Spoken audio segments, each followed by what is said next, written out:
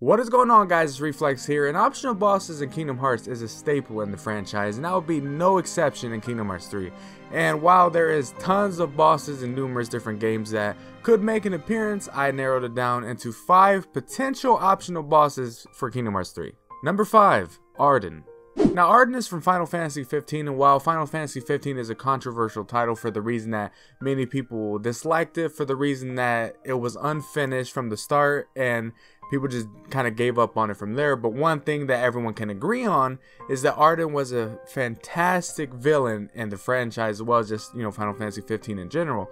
And I think he would work well into the Kingdom Hearts 3 storyline, in my personal opinion.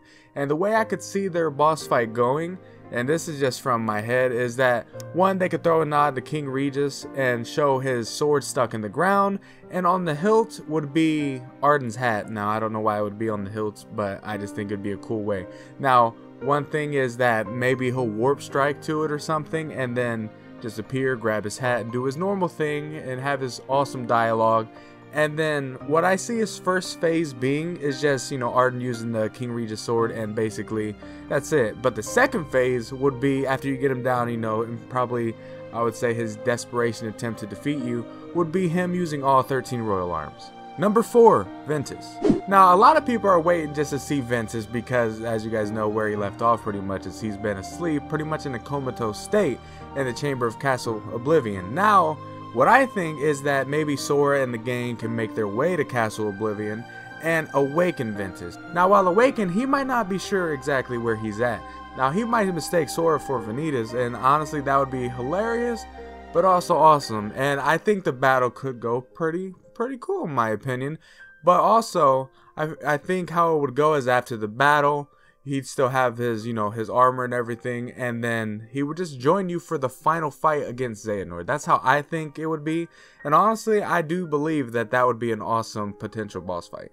Number 3, a new antagonist. Now, what I mean by this is maybe it's an in-game optional boss. So after you defeat the game, or, right before you face Xehanort, you can maybe go back to the Destiny Islands or something, something crazy like that, but basically, we get a glimpse into the next saga after Kingdom Hearts 3 and after the whole Xehanort saga. And basically, there's a mysterious being on Destiny Islands. And basically, from there, he could say, like, I've been watching you and all this and that. You guys take a quick little battle, quick little fight, insanely hard. But then the battle stops. And then he just, basically says a couple, some cool line that a normal villain would say as an exit line to make himself sound even more cooler. But basically, after that, he just disappears. Which would leave the player in awe, and then we would just wonder who that character was. And basically, he'd just make us excited for Kingdom Hearts 4, which would happen in about 40 years. Number 2, Omega. Omega is a super boss in Final Fantasy, and honestly, he's been known to be extremely hard in all games. And the most recent established of him being in a game was Final Fantasy 15, and basically Gentiana, which is pretty much the Astral in that game, said that that is a machine to kill the gods. And its strongest attack is called Wave Cannon, and basically it pretty much annihilates you and one-shots you. But what I think would be awesome is if he does that against Sora, and it would one-shot him regardless if you have the ability to withstand a hit instead and be at like 1 HP. Instead, it will actually kill you all the way.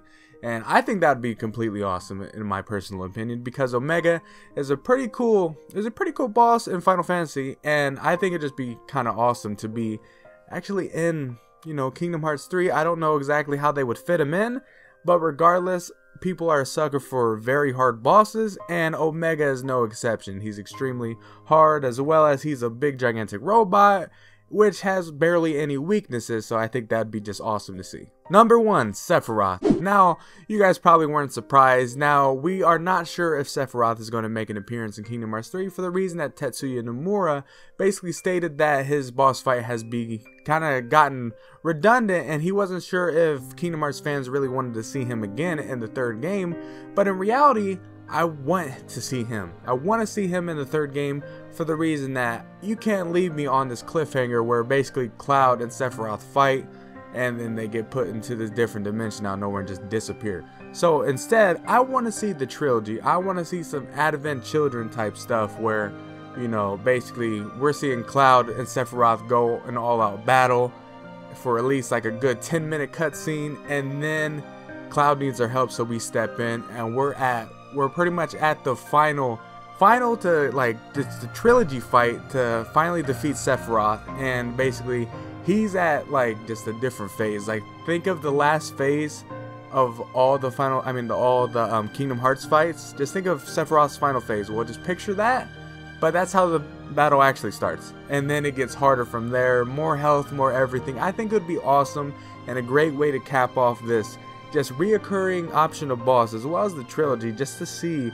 you know, what exactly happens. What's up with Sephiroth? Why is he in Kingdom Hearts? Why, you know, we just want to see some more, you know, clarity on what Sephiroth is doing in the Kingdom Hearts world. What does he want with Cloud so much, you know?